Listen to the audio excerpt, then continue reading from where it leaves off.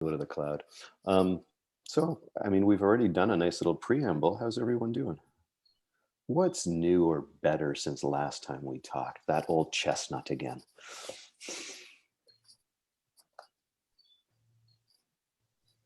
Other than Lynn's haircut or hairstyle.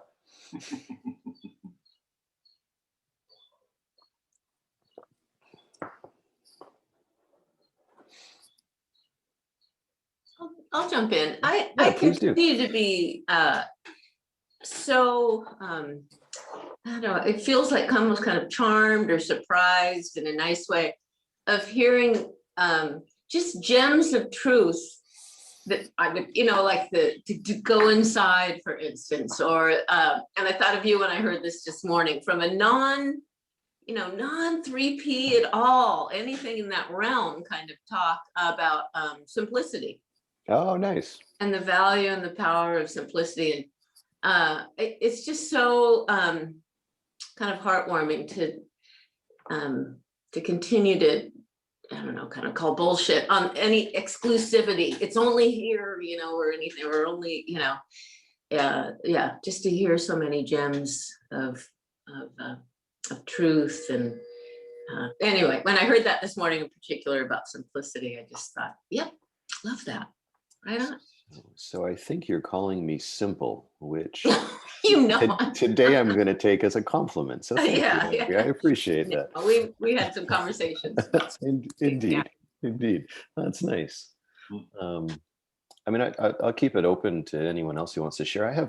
I can riff off that a little bit. I had a couple of experiences,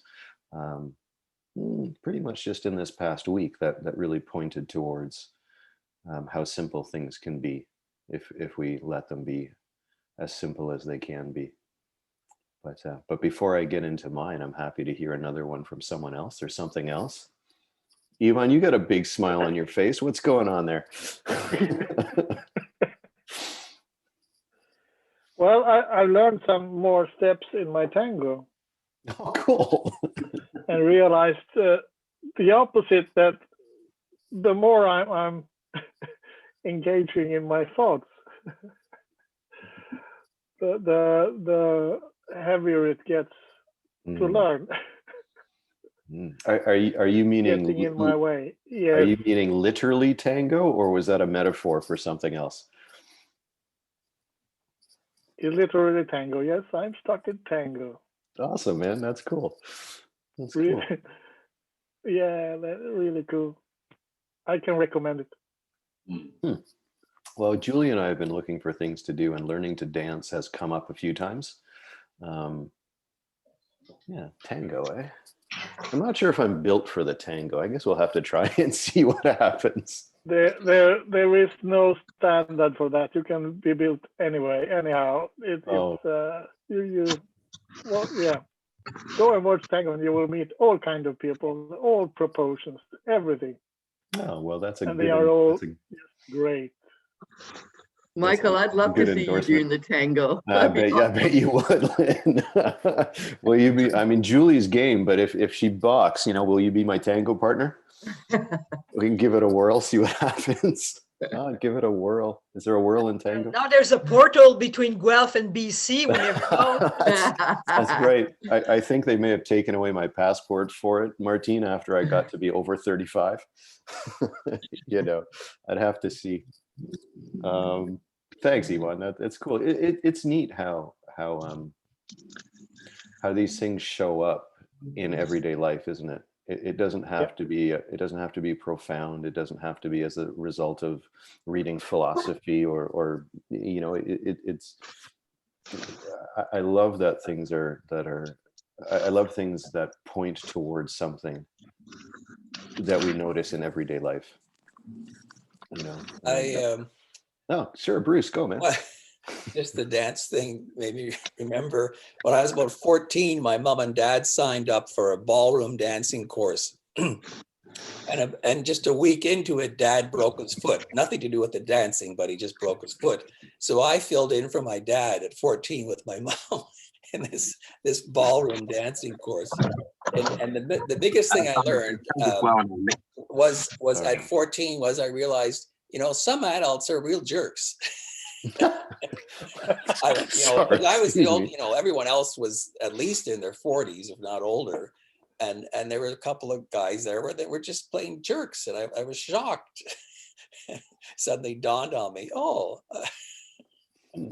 anyway, it was funny. Cool. Oh well, heck, I'll share mine real quick, and then we'll go from there. So I have sort of two stories, and I was trying to think a little bit about how to phrase them, but I figured I would just, we'll see what happens. So one of the stories is about, so as some of you know, I'm sort of a fan of continuing education and stuff like that around coaching. So I'm in the middle of a course now, and I was already looking at, what am I going to do afterwards? And something that I was considering was, a university program actually out in BC. I was considering the Royal Roads program. And I couldn't figure out, if I wanted to do it, why I wanted to do it, the money around it. There was all kinds of stuff. And then, I had the good fortune of knowing that Dominic went there. So I reached out to Dominic and asked him sort of what he thought of it. And, he asked me a couple of questions around, why did I want to go? What was the reason behind it? Sort of what was the intention? And I don't know, I babbled some stuff. I didn't really have a real answer, I want to go because, it might help with connections. It might help with networks, because I don't really have that into the corporate world. And, and maybe it'll help with confidence going into the corporate world. And there were, all these reasons, and none of which felt right. And as I was talking about it, I realized that, it didn't feel comfortable.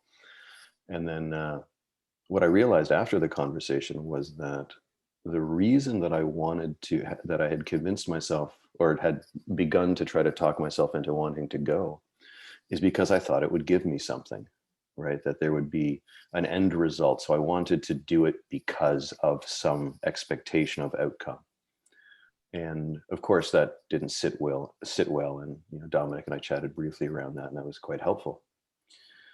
So once I saw through I wanted to go do this because of, that kind of fell by the wayside then. And then 2 days ago, so this is where the story takes a bit of a twist. The bookend is that I'm in a coaching program now, and we've been challenged to come up with a proposal to take solution-focused coaching into an industry or into an area, whether it be, conflict resolution or relationships or any place you could take it. And I thought, well, I'm going to take it into politics, and to take it into my local city. And again, I talked to Dominic briefly about it, and he asked me that same question, why? And again, I babbled a bunch of stuff that was somewhat incoherent because I really didn't know. And the distinction was that I didn't really have an outcome in mind. So on the one hand, with the university piece, it was outcome based. On the other side, there was no fixed thing that I wanted to do. It just sort of occurred to me that this would be cool to try to bring it into the city. And I came up with a couple of reasons, but the bottom line is that it just kind of popped into my head that, hey, this would be cool to bring it to the city. So this is where it gets cool. This is where the simplicity piece comes in, and getting out of our own way. I decided I would reach out to the mayor of our city. And luckily we live in a small town, so there's some accessibility. So I messaged him on Facebook because that's the only contact I had. I'd met him 2 weeks earlier in a Zoom room that I hosted. And so I decided, what the heck, I'm just going to reach out to this guy and see what happens. So I sent him a message, didn't hear back. I knew he's not on Facebook a lot. And I thought to myself, okay, well, still feels good, still want to do it. So I reached out to a friend of mine and I said, hey, Ty, is there any way that you might connect me to the mayor? Can you get me in touch with this guy? 5 minutes later, I had the mayor's phone number. So his personal home number. And had another quick chat with Dominic because I was, in full panic, what do I do next mode? Now I've got this number. What do I do? What do I do with it?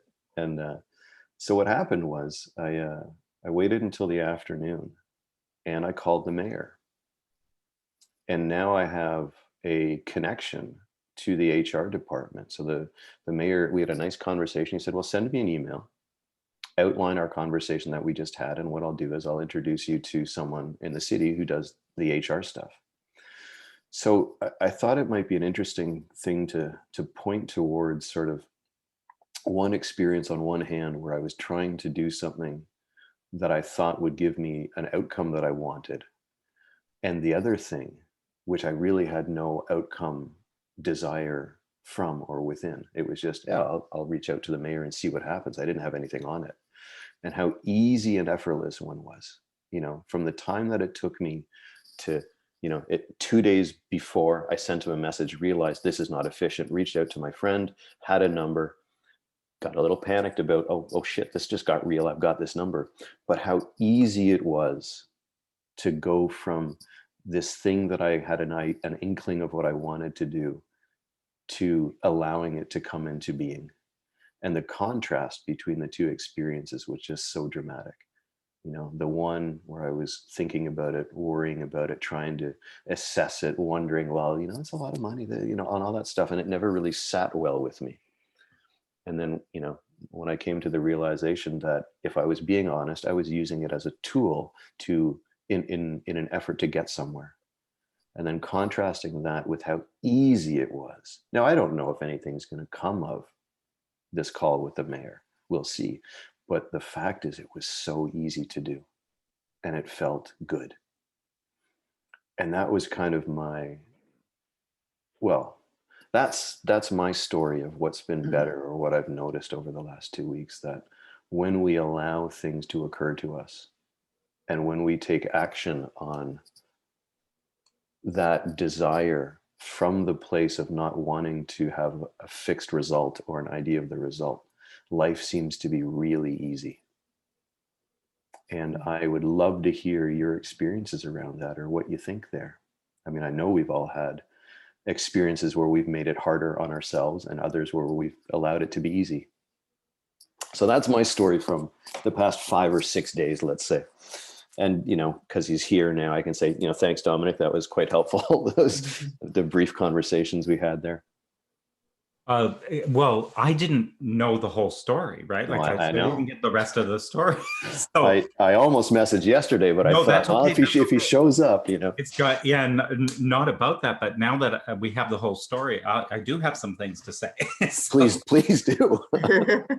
I mean, those of you who know me know I'm just fascinated with this whole idea of deliberate creation, and it's all I talk about. And if you go on my website, it's all there is. You create your own reality, and I'm a bit of a geek about it. But these real life examples, as opposed to when you hear theories about this, or it's like an opinion about it, I just love to see the way that it unfolds.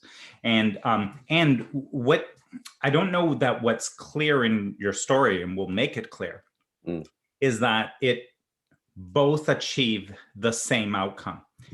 What started with this Royal Roads thing actually had the same intention, right? Which is, you know, I don't think it's a surprise, but Michael wanting to coach in organizations, right? In organizations like that, which is very different than coaching with individuals. Yes. It's not like the coaching is any different, but I'm saying the client group, or the, you know, these are like sponsored programs where you're coaching with an individual who doesn't pay for it, but their organization would pay for it. So there's some different dynamics like that. So Michael having this interest, right, in doing that, and notice now 2 methods of creation. So the one method, Michael's using his intelligence to figure out it out. And so, you know, Dominic's done this Royal Roads thing, so maybe I should check that out. That's exactly what it was, too. You know, because if you know, what do they do? What do they say? Hey, success leaves clues. You've heard all that crap, right? It's like, if you could follow the actions that, you know, someone took, you just follow the actions, and then you should get the same outcome. But the thing is that's not, that you did not come to create with action. Action is not the creator of anything. You came to create with your mind, and Sydney Banks told us, thought is the only creator. Thought is the only creator. Your action doesn't create anything.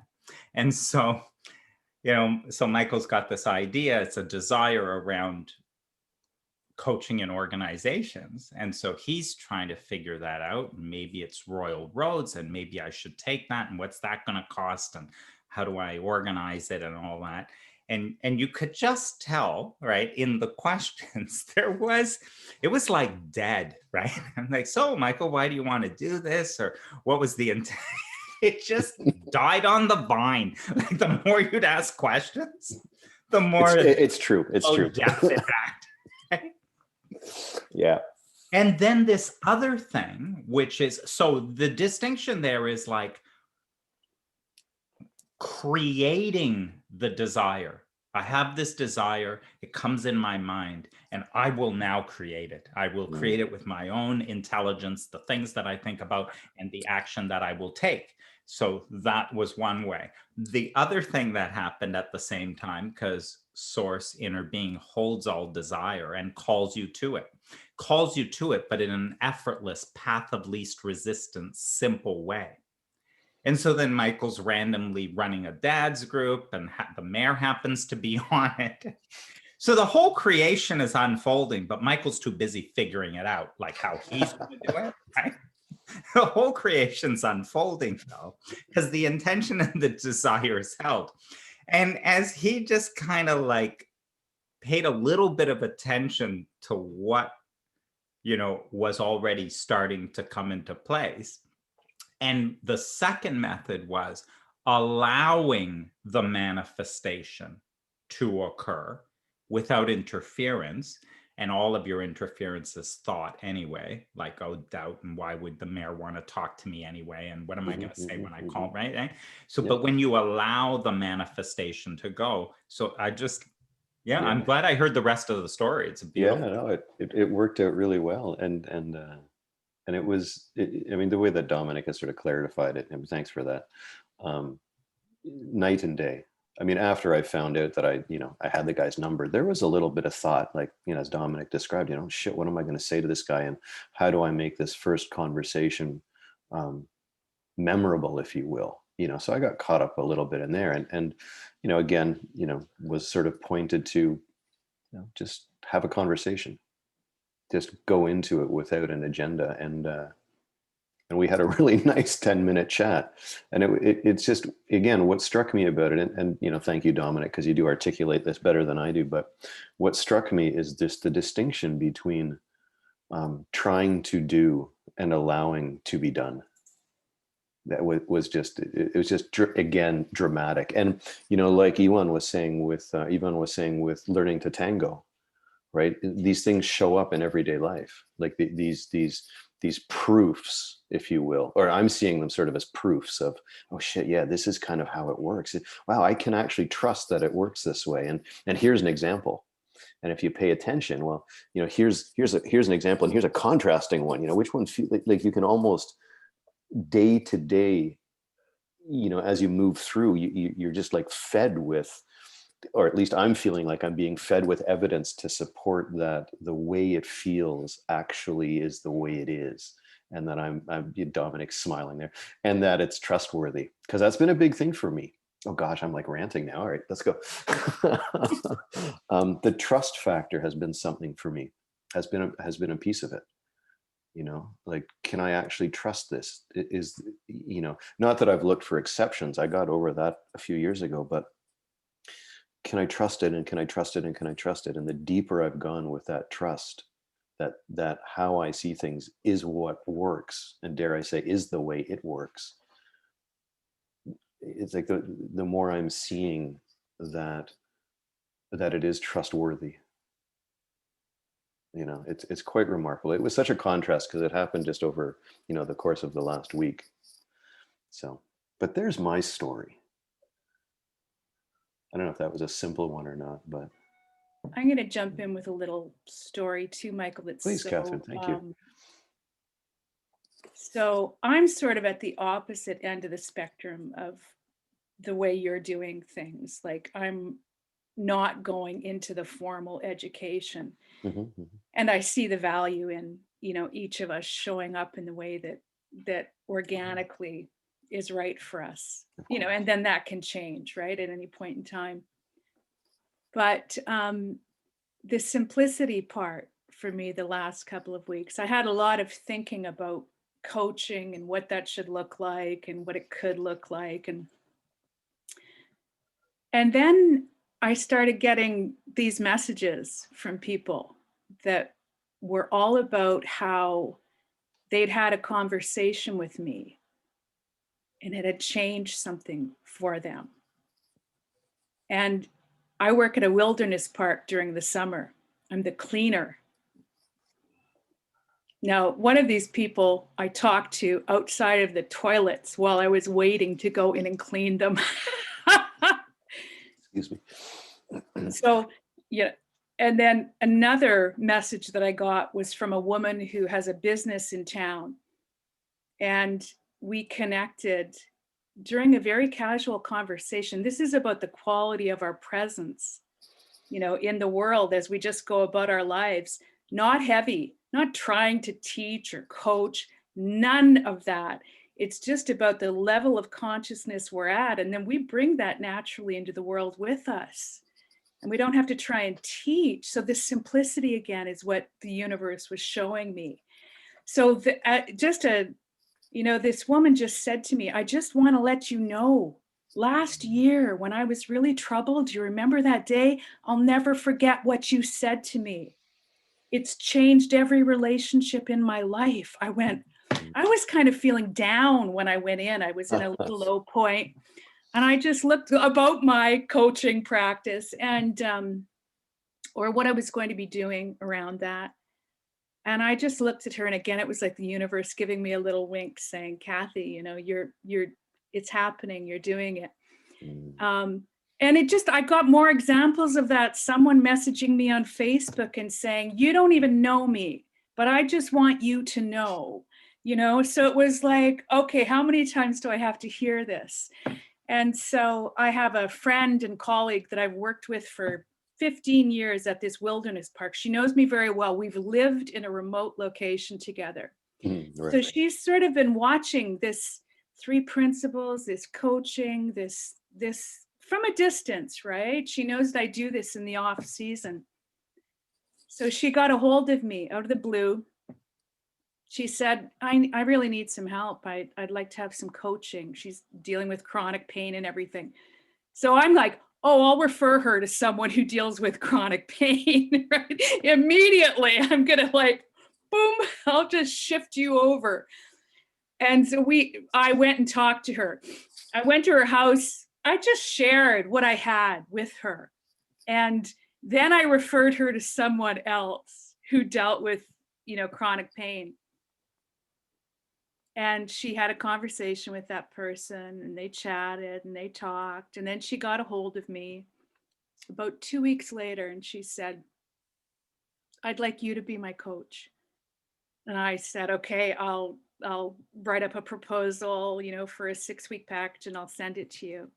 And she saw it, she read it, and she called me up and she said, let's do it. I said, when do you want to start? She says, tomorrow. So yeah. It's just so beautiful because, I thought she knows me. It was like this validation of if anyone's going to call me on whether or not I walk my talk, it's this woman. I mean, again, so it was just a really beautiful way that the universe was saying, Kathy, you're doing your thing. You're headed in the right direction. Live in this beautiful feeling that you've found and just let it unfold. It's happening so organically and beautifully and with such ease, that I'm just blown away by it. So again, Michael, the simplicity, there are many different types of simplicity manifesting, but I fall into the ease of that and connect with people, not because I want to change them or teach them or coach them, but for the love of the connection. And then, things start to unfold in a beautiful way. So anyway, that's my story. Love it. It's a Yeah. good story. Thanks for sharing, Catherine.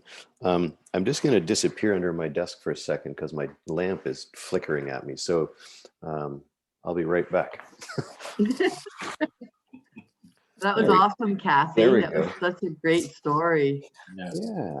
It reminds me, it's funny, like what occurred to me listening to you was, I don't know if any of you know Mary Schiller. I've done a couple of her programs, and she says the same thing. Like she teaches or coaches online business people, and she's always saying things like, you don't need to go and get a long email list, and you don't have to have opt-ins to get your potential coaching clients and all that. She says, like, just the people that are, like she said, your clients are right where you are right now.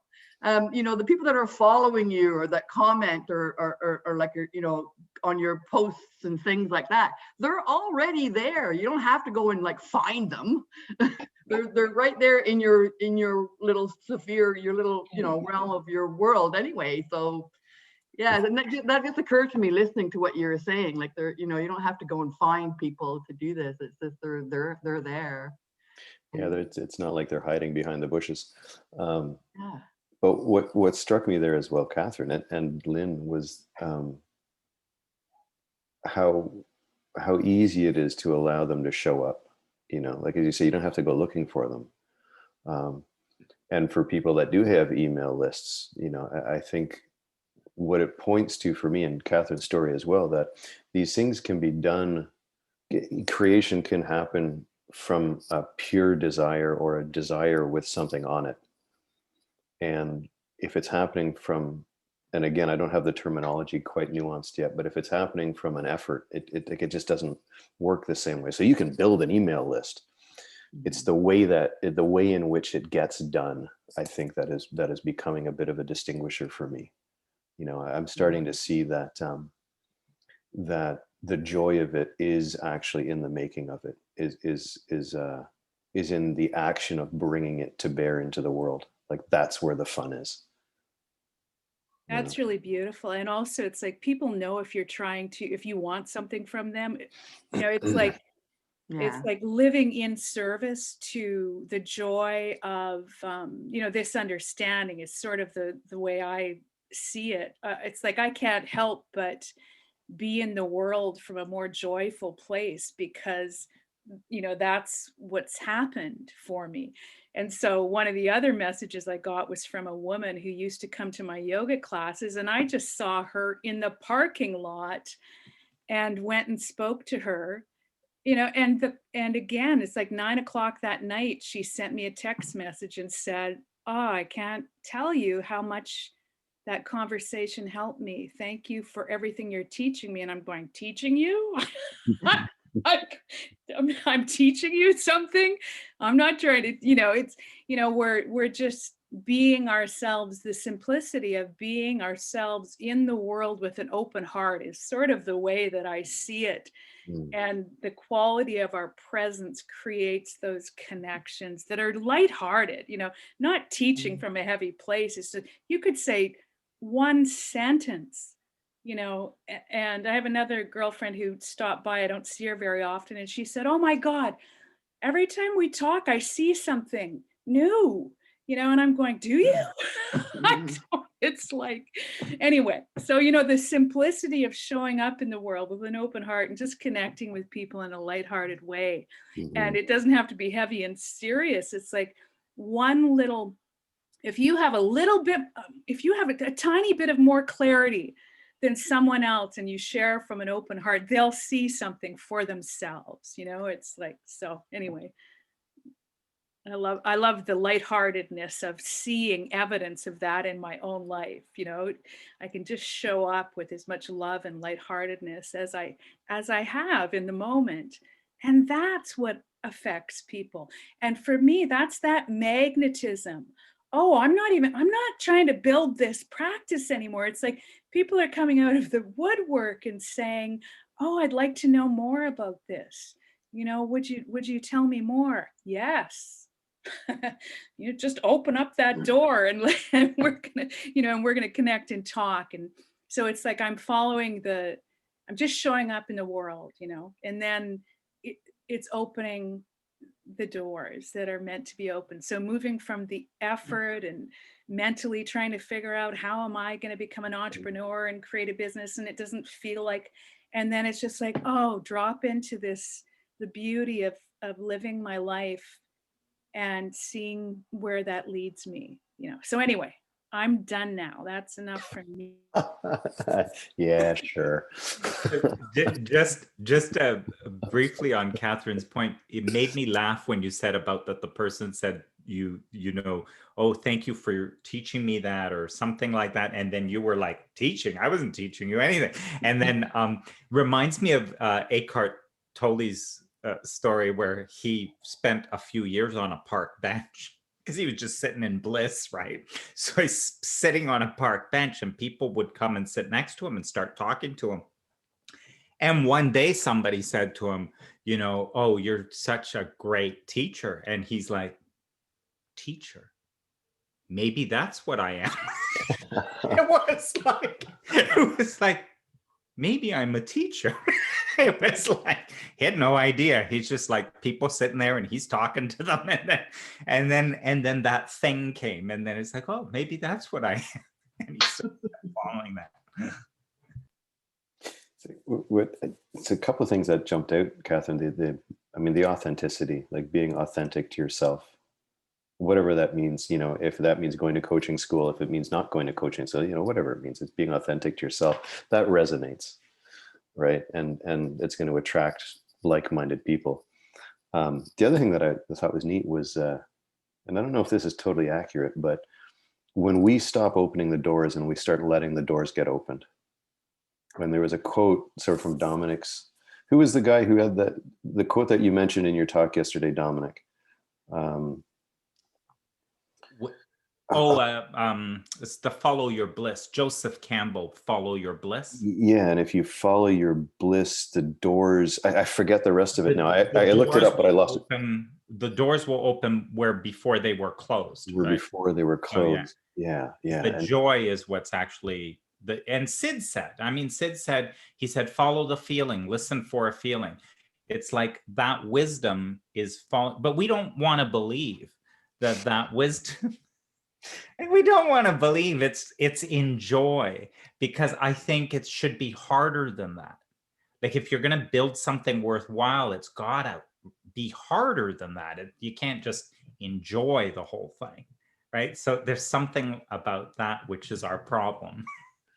It's challenging, or it has been challenging to for me at times to you know, relax my grip on the stick, as it were. You know, like in the past, you know, going back, you know, 5, 6, 7 years, trying to do something meant holding it tighter, you know, and trying to be more in control of it, trying to make it happen. And what I'm seeing now is just, it's the complete opposite. It's like the tighter I grip the stick, the worse it gets. And I mean, you know, anyone who's done any kind of sports or learning to tango, you know, the more you think about it, the worse your footwork gets. The less you think about it, the more you glide, you know. You know, the way that happened for me, Michael, is that when I came across this understanding, I had a real recognition that this was an articulation that I'd sort of been waiting for. This, again, going back to the simplicity.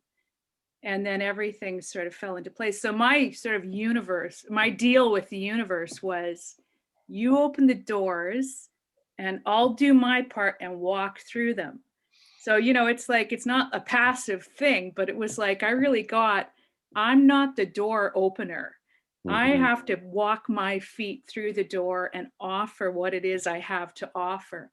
But I was going to relax into and deepen my not rush out and try and, well, I did rush out and try and save the world, but we all know how that goes. So I was like, oh, okay, just, you know, relax into the simplicity of your life. Let your grounding and understanding deepen. And, you know, Sid says, once you get a glimpse of this, it's about patience. Mm-hmm. And patience for me was about really, you know, grounding myself and really having the patience to let my own understanding start to blossom so that the planting of seeds is just a natural result of being yourself in the world. You're just connecting with your fellow human beings from the heart. And then those seeds blossom in their own time. And that's where the doors open. All of a sudden, a door is open and you have an invitation. And there's a real joy in that invitation. You know, it's like, I'm not banging on the door is opening. And then I'm walking through, because that's a deal I made. You know? So, and it's scary sometimes because some big doors open, you know, and I'll go, oh, okay. I said I'd walk through. So it's sort of like getting the mayor's phone number, you know, here it is. Okay. Well, so yeah, well, just real quick on that one. I think when I called Dominic, or when I reached out, Dominic, you got 5 minutes, man? Like I was in full on panic mode. Like, because I got the message from my friend saying, yeah, call the mayor. Like, what do you mean call the mayor? Like now? I'm supposed to call the mayor now? Is he expecting my call? What the fuck? Excuse me. What the heck do I do? Help. So, but there's a distinction, you know, when you're talking about seeds there, Catherine. I think there's a real noticeable difference in nurturing something versus, I don't know. It's like you can't really make plants grow faster. You can nurture them and they will grow to the best they can, but you can't really make them grow faster. I mean, you put too much fertilizer in them, you kill them. So it's just like the harder you, yeah, anyway. And that was sort of like the process with this friend and coworker and colleague of mine, you know, when she started to be interested in this understanding and in coaching. And although I sort of like referred her to someone else, I didn't feel any sense of it has to be me, or it was sort of like, so I really got how seeds had already been planted when we'd worked together, just by being in close proximity to one another. You know, you're in the feeling of that someone else is living in. And that's what was attracting her. She was seeing me living with much more ease and much, you know, regardless of what was going on outside around us. You know, so I could really got how the seeds had been planted when we worked together in a remote location. And then when she came to a difficult place in her life, I wasn't trying to sell her coaching or recruit her or any of that. It was like, wait, you know, I'm seeing something about the way you're living your life. And I'd like to understand more about that. I'd like to so again, there's something about what you said, you know, in not trying to push anything or not trying to get the seed to grow, just watching it blossom, you know, just being available and witnessing it. And again, something opens the door and then you walk through. Yeah. Not trying to pull the plant up or make it blossom before it's time. So. Can I jump in with something? Please do, Andrea. Of course. Is that okay? Yeah, of course. Because I heard something a little, I don't know, to me, my ear sound a little different than what I'm hearing from your story. Just, and kind of too, from my own experience. And what keeps coming to my mind is like the use of the word, I like that, like when I get overly invested in something. I'm really invested like in an outcome, or invested that it feel right, or invested that I can even get invested that it's like, I need all those signs from the universe that this is what I'm supposed to be doing. You know? And then I just start, right. So like, I didn't really even hear a creation story. It's what I heard in what I've been hearing. It's just how it works. So, and then I keep hearing more of that as this conversation keeps going. It's like, well, just to use your example, I can think of so many from my own life and then other people that I work with as well, of being overly invested. And then I have so much thinking on it. I don't see the doors that are open. See, I think there's ample doors that have always been open for all of us. There's no little magic wand of this will work to open more doors. I think there's just ample doors. We just get so caught up in how things should be.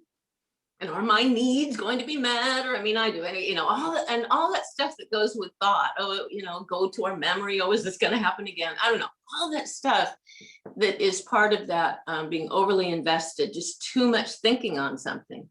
And that's why I don't see obvious solutions. I don't think it's about so much a creation story, is just how things work. And that it's a blessing actually to have way too much thinking, in the sense of like, well, I can wake up to that feeling of that and notice that and go, just, pause. Because if I have too much thinking, as I've heard you guys talk about, that's when I trip over myself, and I want to say it just right, and I don't have the right words. And we just are able to see what's there that's obvious. Like, I love the plant metaphor too. That's perfect for what I noticed in your story. It's like being overly invested, that seed become just a beautiful plant. And oh my God, I thought it was a red rose and it's a yellow rose. What did I do wrong? Or maybe even some seeds die. Some seeds kind of grow crooked. It doesn't mean anything wrong happened, as much as that does happen sometimes. But yeah, they certainly don't grow. That's why I laughed about yelling at them, grow faster. Yeah, that's right. Anyhow. And I'm going to toss in my little thing that I heard this morning, because it fits, about simplicity. Is someone's telling a story in the early days, I guess, of astronauts and cosmonauts, when they were up in space. They found out that they couldn't take any notes with ballpoint pens. They didn't know it. Ballpoint pens don't work. And so they spent, probably years and millions of dollars or whatever to figure out a writing instrument, a pen, that would work up in space. So then the question is, well, what did they do in the meantime? Because they did need to, they used a pencil, and so, like, if I was overly invested, it has to be a pen. How do we do the pen?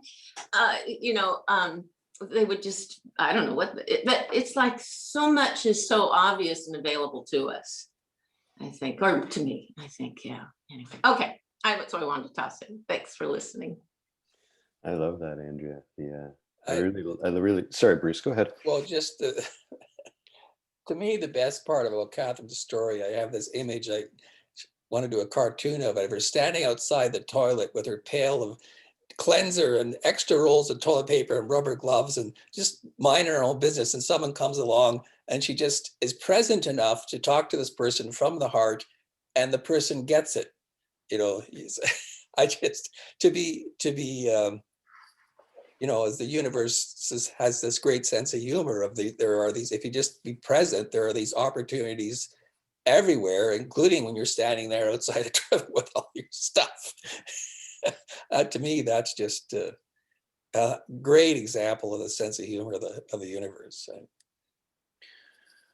Yeah, Bruce and Andrea, they're always there. Like the potentials and possibilities are there all the time. I mean, if you're present and listening, yeah. Well, you notice them if you're present and listening, but they're still always there, I think, maybe. And that might be a semantics thing, right? But what I'm seeing, to sort of dovetail off of that a little bit, is that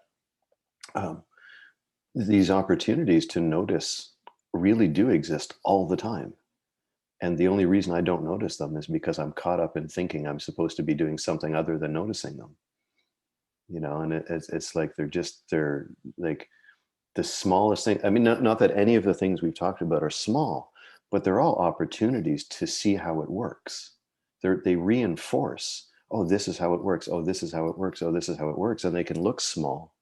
And I think we've fallen, or I'll speak for myself, I have in the past fallen into believing that something had to be big, it had to be momentous, it had to be profound. And the reality is, man, this shit's all profound. Like it's like the littlest thing. It's like Sid saying, you can hear truth anywhere. You have every opportunity all day long to notice how things work. And it's reinforced every day, constantly, if we're open to it, if we're not, being in charge or trying to be in charge. At least that's sort of where I'm at these days with my understanding currently. Please do. What I'm hearing in this conversation is something I stumbled upon 5-6 weeks ago in the Heartfelt Presence Zoom room.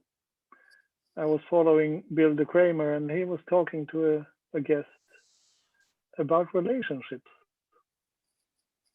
And I don't know what the wording was or how it was said or something, but something about relationships hit me big.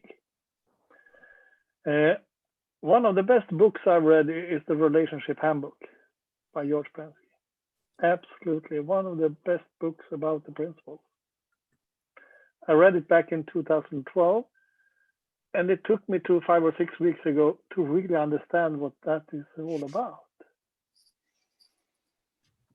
And the first and foremost relationship we have is with our own thoughts. Mm. How they can get in the way, how they create insecurity,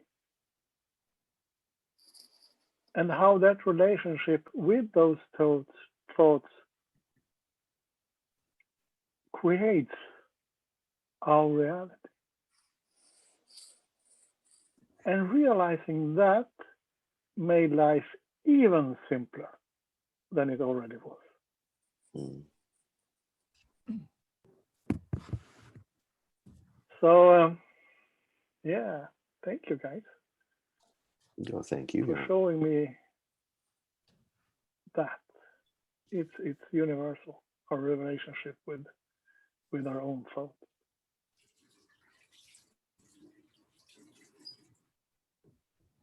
I was reminded this week about the power of forgiveness. I Oh. do forgiveness with almost all my clients. I do forgiveness work.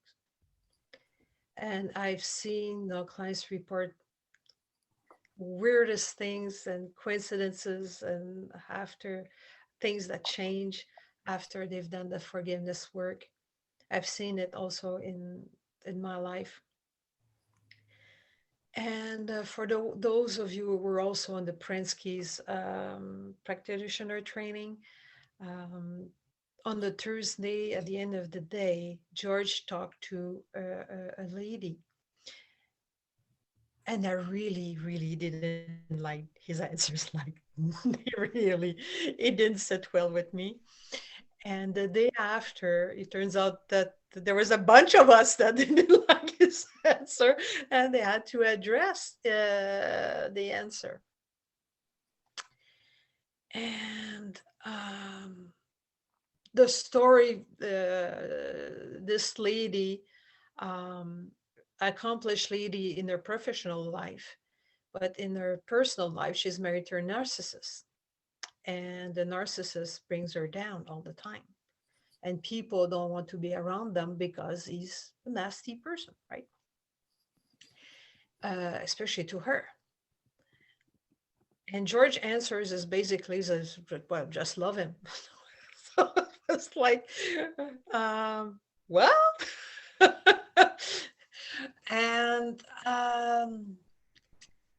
the day after, they asked the question to the lady, and she said, well, I really didn't like his answer. Like, I really didn't like George, like, not one bit, right? And she was doing something else in town, and she had a conversation with somebody else. And that's when something clicked in her, that the seed was planted.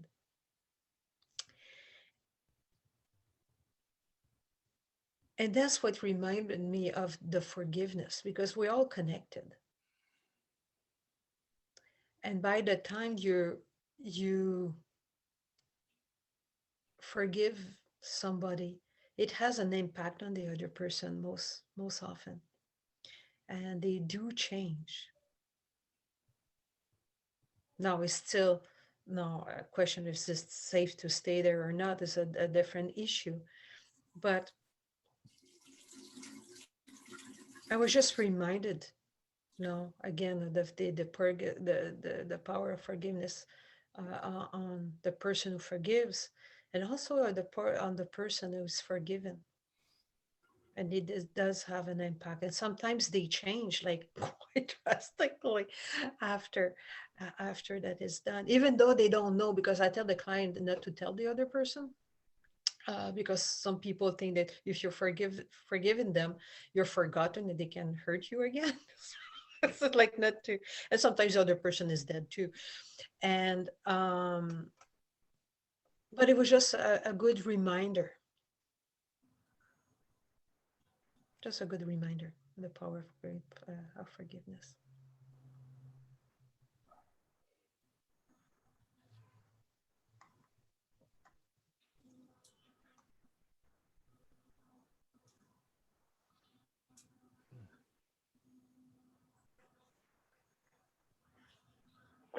I was facilitating a webinar with Supermind back in 2014, and we had Gabriela Mondeo and one of her friends talking about forgiveness.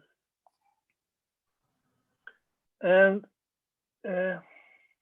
we came to the conclusion that in a perfect world, where everybody knows about the principles, there is no need for forgiveness.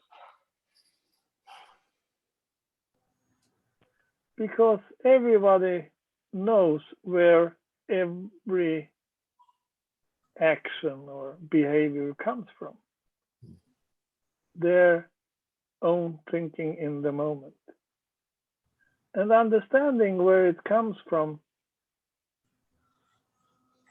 bears the abundance of forgiveness. You don't need to. You understand. So I'm a little bit back and forth about the concept of forgiveness. Not everybody is in the 3 Ps, right? Yeah, right now, yes. And for some people, they have this anger for so many years. Yeah. And it affects them in so many ways. And if it's the route that is needed to free them,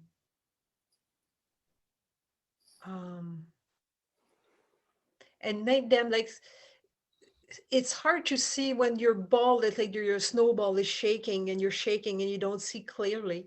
It's, oh yeah, it's all you're thinking. Well, they don't see clearly until they calm down. It is the forgiveness works helps them to calm down.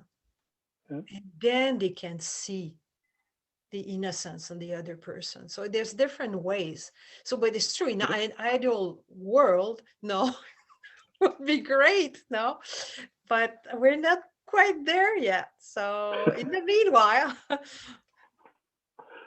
I think what's useful is well, because we are a 3P grounded group, is understanding these things that work from the perspective of the 3 principles. Why does forgiveness work? Why does NLP work and hypnotherapy to do whatever it does? Like, so if we see that it works on something, it helps the person correct the habit or whatever. But we're grounded in 3 principles. So we say, well, why does it work? Like, because if 3 principles are true, they're true all the time. And what we're saying is you don't need anything, right? There's no practices required. This is just the truth of how it works. So we should be able to explain any phenomenon from a 3 principles understanding, right? So, and when I look at things like forgiveness, I think to your point, Yvonne, it's not, there is nothing in the other person that's a problem. The only problem I ever have is in my mind. Yes. I've only ever got a problem in my mind, and it is made of thought. Yes. So people do what they do. And here's what it is, do you know if you would change entirely, if you would entirely be different, I would feel so much better right now? Right? So you're not the problem. Right? You're not the problem, right? So this disturbance cannot be caused by you. So from a 3 principles understanding, you cannot be disturbing me, right? I am disturbed, right? And the source of my disturbance is within me. And it is made of my own thinking. and my own thinking and resistance is what it is. So if some forgiveness exercise or process allows me to unravel that knot, I will see you differently.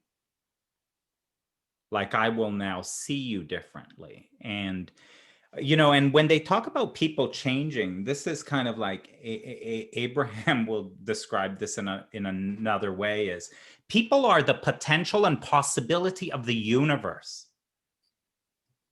They are not one thing. They are all things. They are the absolute devil and most evil, despicable person, and they are an absolute saint and the most caring, loving person. And they have all of that potential, just like you do. So that is who this finite aspect of consciousness is the potential of all of that, right? And the question is, when you meet up with that person, which part are you focused on? Which part are you focused on when you meet up with that person? Do you have habits of thought, beliefs, well practiced, of what a jerk they are? What a jerk they are. They did this wrong thing to me back then. By the way, they didn't even know that they did it. I made the whole thing up, right? But they are a jerk and they really have it in for me. And now that is who I go meet. And I tune right into that frequency of that aspect of that possibility of the person. And they start behaving that way with me. And I blame them for it, right? Rather than how I focus in on them and then what I elicit back from them. And they really don't stand a chance with me. They cannot demonstrate any other behavior because I will not see it. Because I can only experience that which I think. 3 Principles tells us that. I can only experience that which I think. So I don't care what you do or what you say. I will reinterpret through my thinking. And you are really like this. And one day I will forgive you for your way of being, right? And I may have to, go through some process with that. But that's my understanding of this if I take it from a 3 Principles perspective. Yeah. I get what you're saying, Dominic. It's just that lots of people I see are for trauma. So that's any really shocking thought, as opposed to my gentle thought when you took my donut or something, right? So thought is thought. Thought is thought. I get what you're saying, and I agree. But most people that I see are not going to see that, like, from. So by doing that, it's a bit removing a layer first, and then they're more open to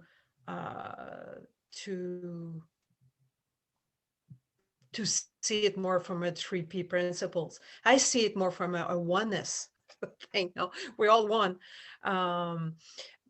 But I get what you're saying. But if somebody had incest and or was in a cult that was sexual abuse, to see them from a 3P principles, they're not quite there yet. So you just have to. And that goes for politicians too. Yeah. They are not quite there yet. That's the tip, Michael. Well, and Martine, good advice. The cool thing is if you see it and you're grounded, right? So if you see it and you're grounded, you're not shocked. You're not shocked by the incest. You're not shocked by the rape. You're not shocked by any of it. And you see them as well, right? And I like what you're saying, because I think there's a little bit dogmatic within 3 Principles, is that the idea that you cannot use any other way. Whereas one of the appeals for me of the style of Abraham is that Abraham will take you where you are with whatever you are seeing, and will move you toward relief. because Abraham sees frequencies, right, of and an energy of frequencies. And if they move you toward relief, the frequency rises, level of consciousness rises, and there's a benefit to that because law of attraction will keep that thing going, right? So it's not by you explaining, well, no, it's all thought. It's up here at this high level. It's all thought. And if you understood that, well, of course, if you understood that, then the incest wouldn't matter and the rape wouldn't matter. But you are too far away right now. Sydney Banks said you are one thought away, but no one ever tells you the rest of his quote. You are one thought away. And he said, and it may take many thoughts to get there. Right? So he did say that it could take you several thoughts to get there, but everyone just tells you it's one thought away. Well, yeah, it's very rarely an instant thought, right? That's neat. Really interesting topic. And if I can add something, I had a friend. So I'm 50. I'll be 53 this year. I had a friend say something to me when I was 19, and it stuck with me. And out of nowhere, that thought would come up, and it would bother me. And I thought, I got to do something about this. I've got to, ask for forgiveness or forgive him. I had to do something. And then the thought would go away, and then it would come up again. And then it would go, and it would come up, and it would go, and it would come up, and it would go away. But every time it came up, I felt discomforted by it. And then it came up, and I didn't feel discomforted by it. And it has come up since, and I have not felt discomforted by it. And to me, right or wrong, somewhere in there is where forgiveness lives.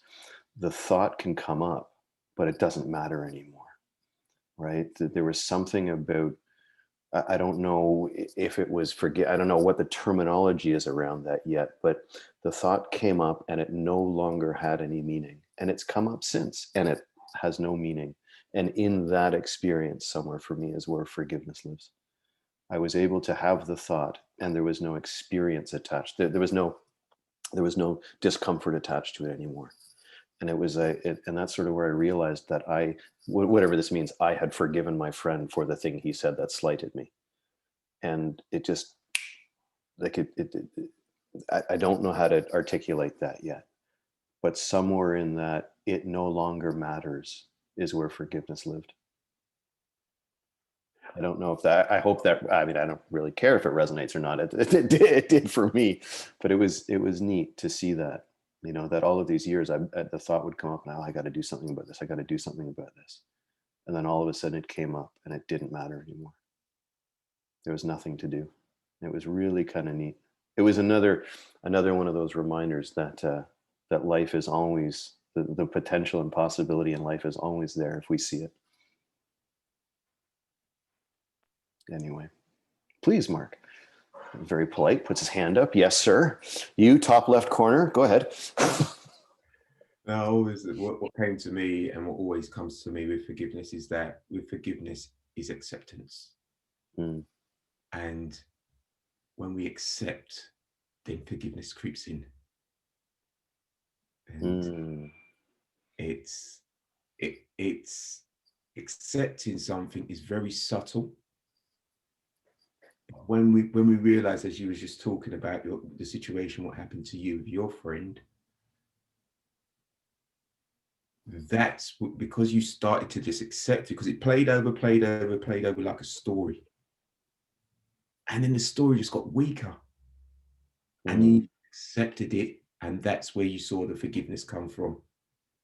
And I'm living proof of that, because I've had to forgive a lot of stuff in my life, and that's what forgiveness has taught me. Yeah, Mark, and I think, for me, in my experience, I wasn't forgiving him. It was the realization that what he said was said in innocence, and I had made a story around it. So I wasn't forgiving him. I was forgiving the story that I had made up around this incident. It had nothing to do with him. That's where the forgiveness comes from. You got to forgive yourself to forgive. Sure, yeah. Sid's didn't David Banks wrote something. I think I posted it into the Roundtable a little while ago. It's in the files. The Roundtable page is not very well organized, but in the files somewhere is something that David Banks wrote, not on behalf of, but his interpretation of what Sid meant when he spoke about forgiveness. And it's quite a good piece. I'd say it's worth reading. Yeah, it was a good piece. Can you highlight or bring it back up, highlight it or something? Yeah. Yeah, just bring it back up so we can see it. Yeah, I'll find it in the group and I'll repost it. Is there anything? Let's correct that. Is there something else we might want to talk about in our last few minutes here? Sounds like you've been trained in the proper use. You've been doing some microanalysis with Hey Sun Moon, I think. That was deliberate, eh? That was a purposeful catch. Suddenly you hear words in a different way. You have different distinctions. Jesse Lynn is just saying, sounds like solution focused wording. Yeah, totally. That was for giggles. Yeah, is there anything else? I'd like to. Sorry. Please, Mark. No, go ahead, please. Somebody else was just about to say something, so if they want to go ahead. That's okay. That's okay. Oh, no, go ahead, dude. Sphere, come on. Okay. I've been fascinated the last few weeks by the fact I ran into the book Source of Joseph Jaworski. And Joseph Jaworski is one of the concipients of the theory U. Maybe you've heard of it. It's a management theory. No. Okay. Well, anyway, it's this book. I've got it. Yeah. It's a thick book as well, and it's a management approach, which is modern and in sync with the principles, I think, because it leads you back into your inner self, your inner wisdom. But the problem with that is that it never describes how to get there. And that's crazy, really. Because what they do normally is they go on camping trips and camping in the wild, and they get a revelation or something. Everyone gets that. But you never get to fall back into it as we start to understand, and as we can do often as we please, or we can wait for it. And I was so astonished that wasn't taken into consideration within this management approach. I come from a management consultancy firm. I've worked for 20 years for management consultancy firms. So I'm still trying to bring the principles into that world more or less, because there's so much to gain there. There's so enormously much to gain. And the funny thing is that I've had this experience last week. I'm talking to two scientists. The one is a social psychologist, and the other one is a philosopher. They're both PhDs, and I've approached them a few weeks ago. Can we have a chat? Because the social psychologist is doing research into the three principles. I met him, I think, 2 years ago, and he approached me for some research. And last year he did it again for the effects of COVID on 3 people. Now he's doing research on addiction stuff. He's Adrian Denkers, maybe you've heard of him. And the other one is the philosopher who is into stakeholder management. And there's a lot of stuff to be gained there as well. So I'm trying to mix and match that together in some way or another. And then last week we published the Dutch translation of Coming Home. So we made some noise about that. And suddenly this week I got approached by a lady who's been setting up training programs for high-end managers, leaders, and stuff like that. Can we have a chat? Because I'm into the 3 principles and I want to talk to you. Yeah, come on. So she came by the day before yesterday. Yeah, can we work together? Can we? Yeah, of course. Let's get together and let's try and find something. I don't know where it's going. I don't know, really don't know where it's going.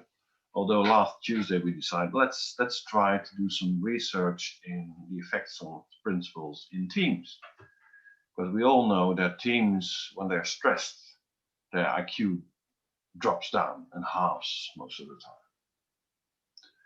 So when a team is under stress, they take terrible decisions, make terrible choices, and there's even and then this morning I was walking in the supermarket, and I ran into an old colleague of mine who is now working for a large oil company, and she said, "Yeah, I'm working there and now I'm the resilience manager of this company." Resilience manager? I said, "Yeah, we need to get more out of our people." Okay, that's interesting.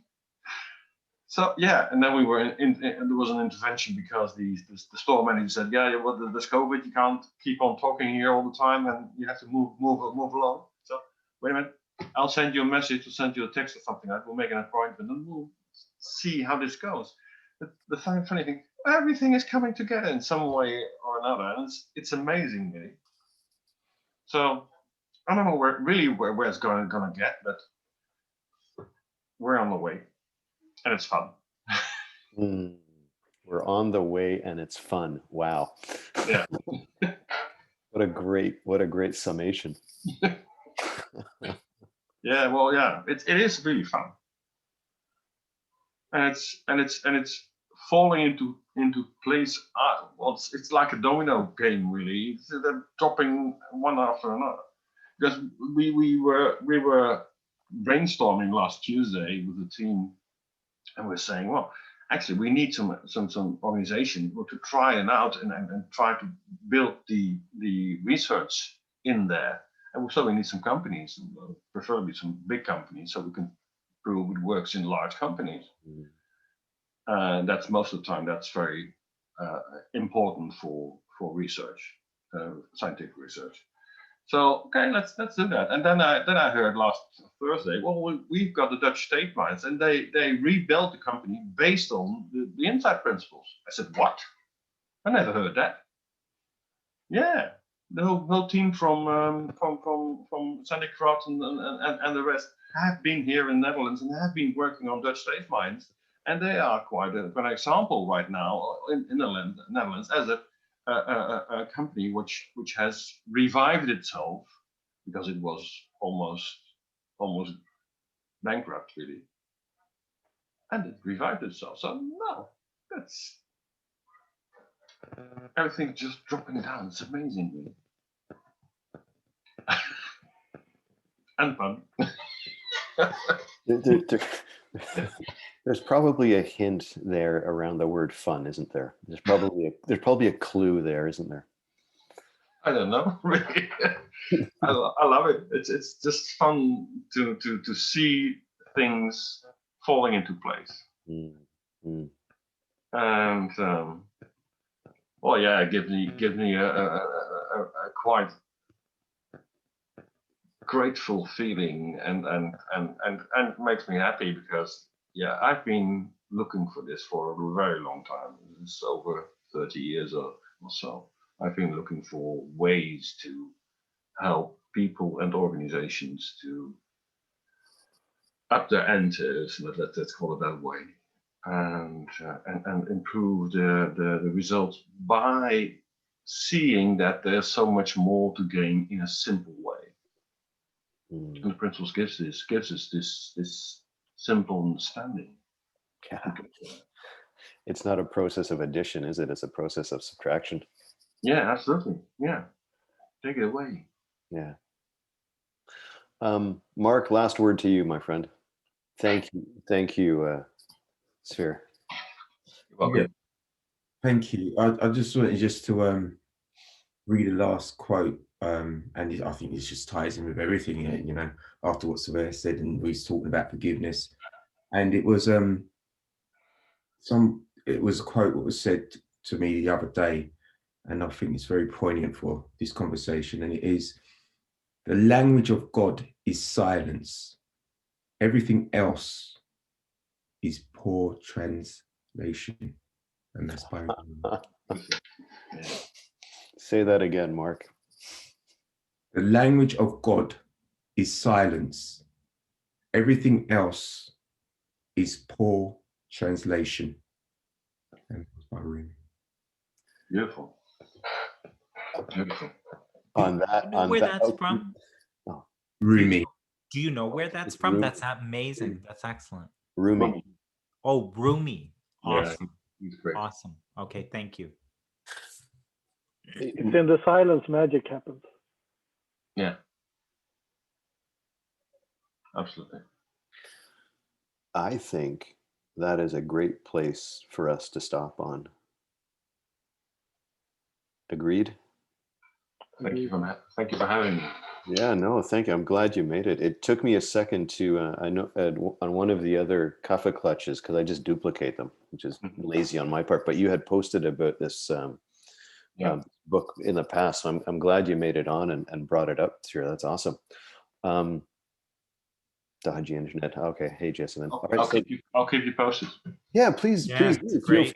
Feel free to come on and share. And you know, the guy in my left-hand corner knows a little bit about bringing this stuff into corporations. So, you know, all right, ladies and gentlemen. What's that?